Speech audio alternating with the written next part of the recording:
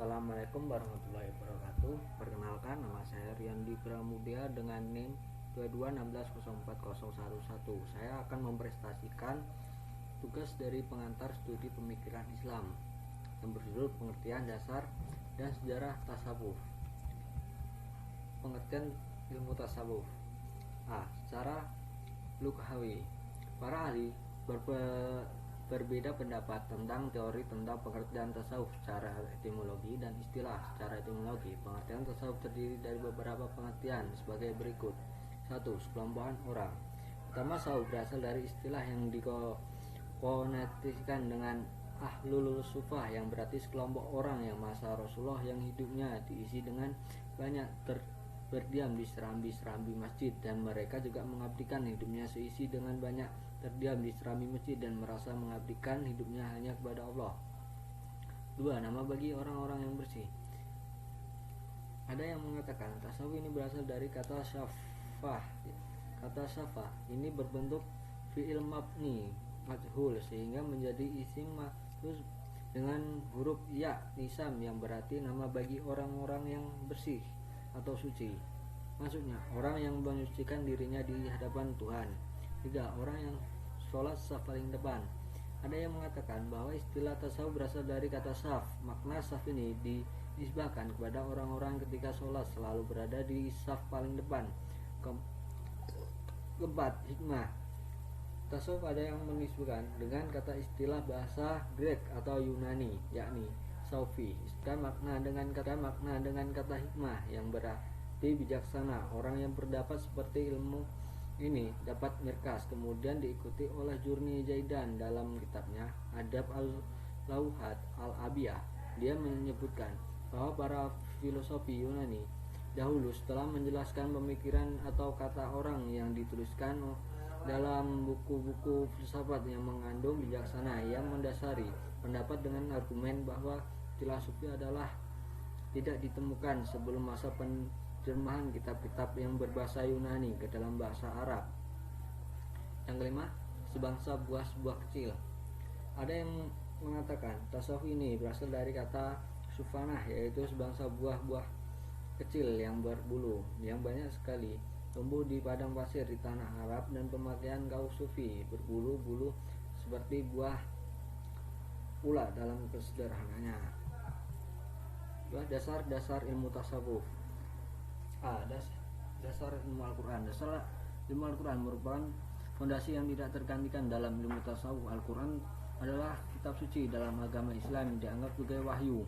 Dalam tasawuf, Al-Quran dijadikan pijakan utama untuk memahami aspek spiritual dan mistis. Ayat-ayat Al-Quran mengandung ajaran tasawuf, tauhid, keesaan Allah, bisa beribadah seakan-akan melintas Allah, zikir, mengingat Allah, dan tasawuf pemurnian jiwa. Para sufi mempelajari perenungan dan mengamalkan ajaran-ajaran Al-Quran, menjalankan menunjukkan pendekatan dengan Allah. Al-Quran memberikan petunjuk dan bimbingan yang kuat dalam mengembangkan kesalahan individu, memperkuat hubungan Tuhan, dan memperbaiki akhlak. Dalam tasawuf, Al-Quran menjadi sumber inspirasi penuntut yang mengarahkan sufi untuk mencapai tingkat kesadaran dan kesolehan yang lebih tinggi.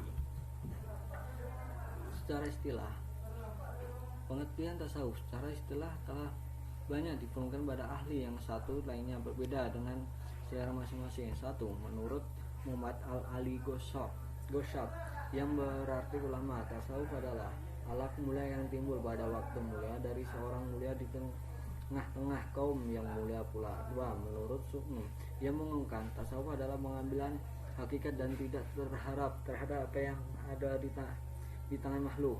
3. Menurut Al-Jaindin, yang definisikan tasawuf adalah bersihkan hati dari apa saja yang mengganggu perasaan makhluk, berjuang menanggalkan pengaruh budi yang asal pemikiran kita, pemandangan sifat-sifat kelemahan kita sebagai manusia, menjauhi segala seruan hawa nafsu, mendekati sifat Qur'ani, tergantung pada ilmu-ilmu hakikat, memakai barang-barang penting dalam kelebihan kekal, menaburkan nasihat pada semua orang, memegang teguh janji Allah dan hal hakikat yang mengikuti contoh Rasulullah dalam syariah. B. Dasar hadis. Dasar hadis merupakan salah satu fondasi penting dalam ilmu tasawuf. Hadis merupakan koleksi perkataan, perbuatan, dan persetujuan Nabi Muhammad SAW menjadi sumber hukum kedua dalam agama Islam setelah Al-Quran. Dalam tasawuf, hadis memberikan kedua praktis spiritual dan nilai-nilai yang dianjurkan. Para sufi mempelajari hadis-hadis yang berkaitan dengan tasawuf untuk mendapatkan kawasan dan petunjuk langsung dari Nabi Muhammad SAW terkait dengan praktik-praktik doa dan perilaku spiritual yang menganjurkan. Hadis juga memberikan contoh tentang cara hidup yang penuh dengan keberkahan dan berdamai dengan Allah. Hadis menjadi sumber inspirasi dalam pedoman moral bagi para sufi dalam memperbaiki akhlak, menjalani kehidupan dengan kesolehan dan memperkuat hubungan spiritual dengan Tuhan.